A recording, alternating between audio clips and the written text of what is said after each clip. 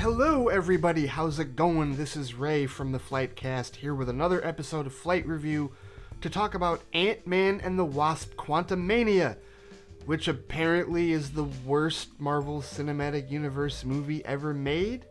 In 15 plus years of the Marvel Cinematic Universe's history, they haven't had very many rotten movies. I'm a DC fan, I have a DC bias, but I do enjoy the Marvel Cinematic Universe. That being said, it's been rather ridiculous that for 25 movies in a row, they didn't have one rotten movie whatsoever on Rotten Tomatoes. As crappy of a site as Rotten Tomatoes absolutely is, nobody should be using it to judge whether or not they should see a movie. The first time this happened was with Eternals, and I disagreed with it because I really liked that movie and I thought Chloe Zhao did a pretty awesome job with a really solid ensemble. And now here we are, a couple of years later, we have yet another rotten movie for the MCU, Ant-Man and the Wasp Quantumania, the third movie in the Ant-Man trilogy, the 31st movie overall in the Marvel Cinematic Universe, and the critics apparently just think it's bloated and overstuffed, and the CGI is uninteresting, and it's a Star Wars ripoff, like all manner of complaints about this movie. This probably means I'm gonna like it, more than likely. But let's see what happens. So what are my initial high-level thoughts about Ant-Man and the Wasp Quantumania? I don't get all the hate. I really don't. I liked it.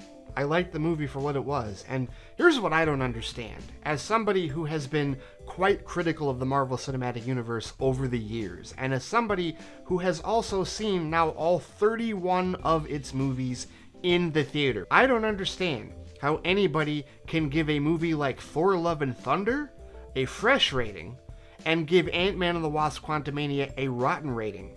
If your thesis statement is, Ray, Ant-Man and the Wasp Quantumania is worse than Thor: Love and Thunder, I immediately am no longer going to read the rest of your essay, because I do not agree with that. And to be clear, it's all subjective. You can feel that way if you like. But there is very little in Ant-Man and the Wasp Quantumania that even remotely approaches the level of one of the worst mail-in jobs as Zeus I've ever seen in human history by Russell Crowe last year. But I'm not here to denigrate Thor: Love and Thunder. I'm here to talk about Ant-Man and the Wasp Quantumania. Part of it, me thinks that the reason that there's so much resistance to this particular film is because they thought that since it's the third film in the Ant-Man trilogy, that it was just going to wrap things up for Scott Lang and Hank Pym and everybody else, and they walk off or ride off into the sunset while the rest of Phase 5 continues. And the reality of the situation is that's not what this movie is. Without getting into spoilers, this movie is the setup for Kang the Conqueror, but we all knew that, right? We know that he's going to be the big bad of the multiverse saga, so why do we not understand when he's made the villain of this particular film that it's going to center mostly around him and his rise to conquest? I don't understand. I don't get it. So when I went into this movie, I had my expectations managed for precisely that. I wasn't looking for this grand and glorious conclusion to the Ant-Man saga. I mean, it's the Ant-Man saga. Am I looking for this to be like the end of the Dark Knight trilogy? No. Am I looking for this to be the end of the Zack Snyder trilogy? No. I wasn't looking for it to be anything more than what it was. An Ant-Man film that introduced an awesome villain and had a couple of jokes here and there that didn't necessarily land for me, but believe it or not, didn't go nearly as overboard as I've seen Marvel go in the past. So let's break it down a little bit further. The cast of this movie. I didn't have an issue with Paul Rudd as Scott Lang. I didn't have an issue with Evangeline Lilly as Hope. I didn't have an issue with Michael Douglas as Hank, and I really didn't have an issue with Michelle Pfeiffer as Janet. I've seen some people take issue with Michael Douglas and Evangeline Lilly in the movie, saying that one, they barely had anything to do, and two, they both mailed their performances in. Well, again, I went into the movie level setting, so I wasn't looking for a movie that was centered around Hank or Hope. Hank got a spotlight when he introduced the entire Ant-Man saga. The first movie is his movie. Hope got her movie with Ant-Man and the Wasp. I don't understand why we were looking for so much out of either one of those actors in this particular film. I wasn't bothered by any of the supporting performances either, with the exception of Cassie. I am not trying to be rude, I am not trying to be mean, I'm not trying to single anybody out, but that was the one character in the whole movie that I thought got annoying over time. The movie doesn't focus a whole lot on the relationship between her and Scott over the last 5 years of him being gone as a result of the blip. Because again, the movie is about Kang. And in that regard, Jonathan Majors, without question, the MVP of this film. He is phenomenal. He is amazing. He is downright terrifying at certain points in this film. And my controversial statement with respect to Ant-Man and the Wasp: Quantumania is as follows. I believe, humbly in my subjective opinion, that Kang, Jonathan Majors, is being developed and actually built up more already through Loki and through this film than Thanos was in 6 years of nothing but teases and post-credit sequences up to Infinity War. We do not really learn what Thanos' actual motivations are until we get to his movie. But after you watch Ant-Man and the Wasp: Quantumania, you know full well what Kang's designs are, what his intentions are, and just how threatening of an imposition he is to the universe. Now, how about the writing? It's a pedestrian script. I mean, there's really not a whole lot to it. It's got some parts of Star Wars in here. It's got some parts of crazy Doctor Who in here. Like, it's otherworldly, and it's goofy, and it's crazy, and, you know, it's nothing that, like, really sets the world on fire. It's not like, oh, wow, the greatest script in the world. I mean, the dialogue is standard MCU dialogue. The set pieces and the actual, you know, what's going on with respect to story progression, it's what we've come to expect from the Marvel Cinematic Universe 9 times out of 10. This isn't anything different than what we normally get from a Marvel Cinematic Universe movie, so I don't really get, again, why critics are just so upset about this one, or why fans are just so mad about this one. It's a very simple plot with respect to being stuck in the quantum realm and having to deal with Kang and his reign of terror while you're down there. Alright, so how about the visuals?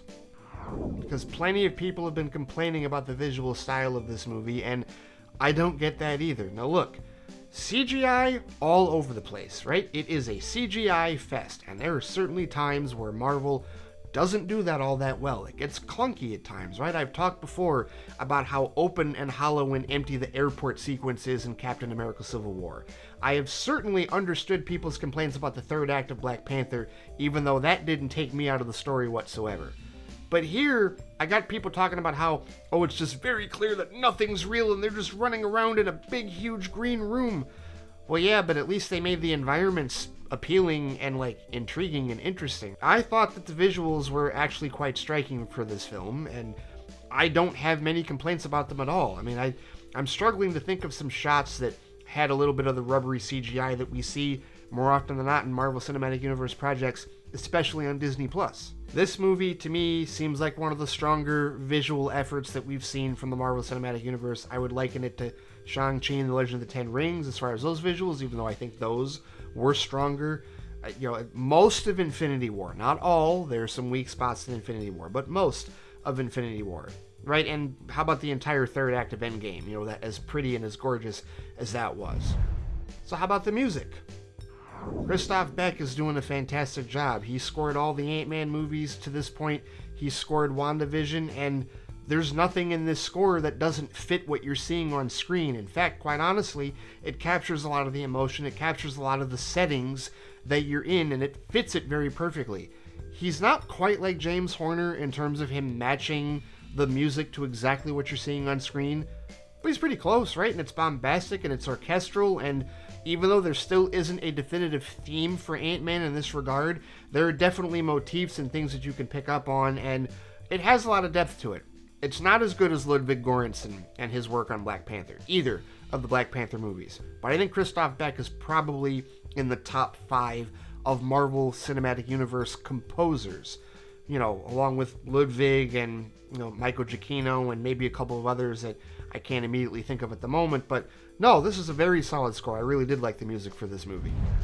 So overall, in summary, I just don't get where everybody's angst about this film is coming from. To me, Ant-Man and the Wasp: Quantumania is a mid-tier Marvel Cinematic Universe movie at worst. I can absolutely think of an entire tier of Marvel Cinematic Universe movies that I wouldn't watch before this one. I've already mentioned Thor Love and Thunder. Off the top of my head, I would also say Iron Man 2 and Guardians of the Galaxy Volume 2 I would certainly not watch before watching Quantumania. And you know what? As far as Ant-Man movies are concerned, this is better than Ant-Man and the Wasp. And in the past, I'm someone that has said I like Ant-Man and the Wasp more than I like Ant-Man for a number of reasons. And I know people have scoffed at me about that before. I'm not entirely certain that I would necessarily hold that same ranking now. I do need to re-adjudicate my whole Marvel Cinematic Universe list at some point. But for now, I'll definitely say that Quantumania is better than Ant-Man and the Wasp, in my opinion. No doubt about that. I would watch Quantumania over Thor Ragnarok in a heartbeat. That's not even a question. I would watch Quantumania over Captain Marvel. Seriously, no joke. Hell, if I'm in a really snarky mood about the fact that Captain America Civil War is just Avengers 2.5 and Cap is still waiting for his trilogy, I might even watch Quantumania over that, to be honest with you. This movie is getting a lot of hate, and a lot of scorn from critics and from MCU fans. It's not showing up in the box office though, so let's all pump the brakes on this whole Marvel Studios has a problem deal, because Quantumania had a pretty solid, in fact strong, opening weekend, as we've customarily seen with Marvel Cinematic Universe films. At the end of the day, it's all subjective and people can feel however they want about it. If you're somebody that went and saw that movie and you legitimately believe that it is the worst MCU movie you've ever seen, that is your business. I can't tell you that you're right or wrong. I can tell you that I really vehemently disagree with you, and I might have to question your opinions on other movies in this franchise if you really think this one is the worst. Subjectively speaking, of course. But those are my spoiler-free thoughts on Ant-Man and the Wasp: Quantumania.